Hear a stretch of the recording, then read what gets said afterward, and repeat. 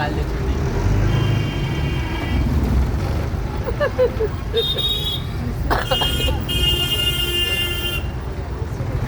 আজকে হাতের কালকে ছুটি। বাবা কোনো স্কুল মানে বাদ নাই। 2-3টে না, 15-16টা, একটা না, কয় প্রকার ড্রেস গেল, কয় প্রকার ইউনিফর্ম গেল।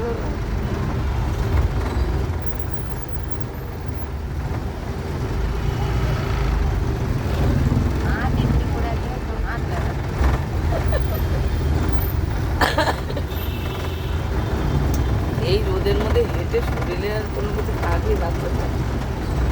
আজকে রোদটাও কি করা